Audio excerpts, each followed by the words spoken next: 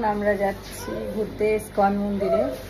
ফটাফট রেডি হলাম একটু সময়ের জন্য। দেখি দেখা, এই যে বুনু যাবে, এই মাসি যাবে। আচ্ছা তাই দেখাই আমরা কে কে যাচ্ছি ইসকন মন্দির।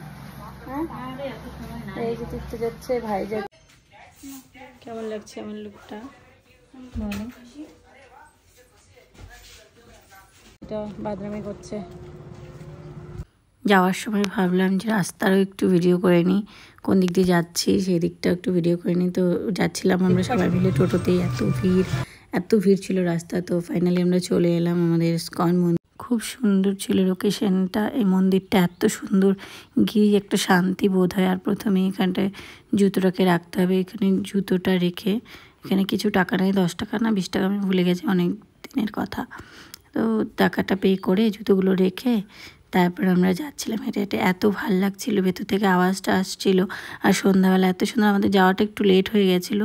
মানে খুব সুন্দর একটা শান্তিপূর্ণ পরিবেশ, পিচ ভীষণ শান্তি। তোমরা যাবে সেখানটায়, গিয়ে একটা কোয়ালিটি টাইম স্পেন্ড করে আসতে পারো। আমার তো খুব খুব খুব ভালো লেগেছে। আমি আবার যাওয়ার চেষ্টা করব নেক্সটে। এবার মাসি শুধু যাচ্ছিলাম, এক একজন অল্টারনেট করে ভিডিওটা করছিল। আমাদের যাওয়াটা একটু লেট হয়ে গেছিলো। আমরা দুপুরবেলা মার্কেটে গেছিলাম, মার্কেট থেকে এসে রেডি হয়ে খাওয়া দাওয়া করে আস্তে আস্তে ওখানটা একটু টাইমটা লেট হয়ে গেছিলো। মন্দিরের মানে সন্ধ্যাবেলার যে আরতিটা সেটা প্রায় শেষের দিকে আমরা গেছিলাম, তখনই শেষ হয়ে গেছিলো। তবুও আমি ঘুরে ঘুরে জায়গাটা দেখাচ্ছি। একটা শান্তিপূর্ণ পরিবেশ, এত ভালো লাগছিলো। কীর্তনটাও এত সুন্দর লাগছিলো। যেটুকুই আমরা কীর্তনটার টাইমটায় আমরা যেটুকুই থাকতে পেরেছি সেটুকুরই ভিডিও আমি রেখেছি। তো ভেতরটা ভিডিও অ্যালাউ নেই, তো চুপ করে যেটুকু পারলাম ভিডিও করে নিলাম তোমাদের দেখানোর জন্য সবাইকে। যারা যারা এখন ওই মন্দিরে আসেনি, আমি জানি অনেকেই এসছো, আমাদের এদিককার অনেকেই গেছো সেখানটায়, তবে যারা যারা যাওনি এখনও তাদের জন্যই মেনলি ভিডিওটা করা। তো তোমরা দেখে নাও জায়গাটা কেমন, আর যাবে ঘুরে আসবে। আর কে কে গেছো কমেন্টসে জানিয়ে দিও, তোমাদের কাছে কেমন লেগেছে সেটাও জানিয়ে দিও। একটু ঘুরে ঘুরে দেখাচ্ছি।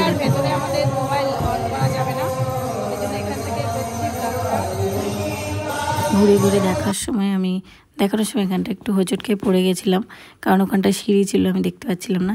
এখানটায় যে ডান পাশটা সিঁড়িটা দেখছো, ওই সিঁড়িটার ওপরটায় কিছু ভিজুয়াল সিন দেখায়। আমাদের ওখানটা যাওয়ার টাইম ছিল না, অফ হয়ে গেছিলো অলরেডি। এর আগেও আমি ছোটোবেলা একবার গেছিলাম, তখনও অফ হয়ে গেছিলো, লেট হয়ে গেছিলো আমাদের যাওয়াটা। তো একটু বিকাল করে গেলে বেশ ভালো ঘুরে ঘুরে দেখা যায় সম্পূর্ণ। তো ভেতরে মন্দিরের সাইডটা দিয়ে যেটুকু জায়গা আমার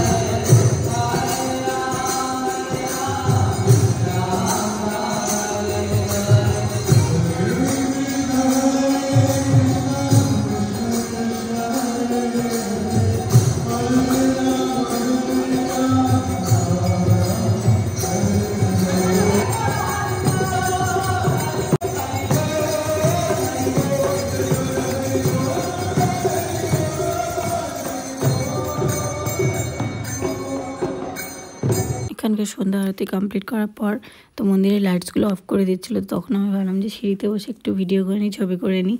তো একটা দাদাকে বললাম যে একটু ছবি করে দিতে, ভিডিও করে দিতে। তো সেটাই করছিলো, আর ঘুরিয়ে ঘুরে দেখাচ্ছিলো। তখন অলরেডি যে দেখতেই পাচ্ছ তোমরা, লাইটস অফ করে দিচ্ছিলো, শেষ হয়ে গেছিলো আমাদের। আমি প্রথমেই বললাম যে আমাদের অনেকটা লেট হয়ে গেছিলো। তো তখন ওখানটা একটা রেস্টুরেন্ট ছিল, এটা ভেজ রেস্টুরেন্ট। তো ওখানটা রেস্টুরেন্টেও দেখি অলমোস্ট সব শেষ হয়ে গেছে। তো অগত্যা ওখানটায় একটা আইসক্রিমের দোকান ছিল, সেখানে ওই আইসক্রিমের দোকান সবাই আইসক্রিম খেলো, কিন্তু আমি তো আইসক্রিম খাই না, আমার আইসক্রিম ভালো লাগে না, তাই আমি খেলাম না। বাকি সবাই ওখানটায় আইসক্রিম খেলো। খাওয়া দাওয়ার পর ওখানটা একটা শপ ছিল, তো ভাবলাম স্মৃতি হিসেবে ওখান থেকে কিছু নিয়ে নিই। তো অনেক দেখারও বেশি টাইম ছিল না, দোকানটা বন্ধ হয়ে যাচ্ছিলো। তো কাচের এই যে কচ্ছপটা সেটা আমি নিলাম, আমি দুটো নিলাম, একটা মাসিকে গিফট করে দিলাম, একটা আমার জন্য নিলাম। তো তখন দোকানটা প্রায় বন্ধই হয়ে যাচ্ছিলো, আর বেশি দেরি করলাম না, কচ্ছপটা নিয়ে চলে। টাটা, আমাদের ব্লগটা কেমন হলো একটু জানিও। আমাদের হয়ে গেছে, এখন আমরা বেরিয়ে যাচ্ছি। কেমন হলো পুরো ব্লগটা জানিও।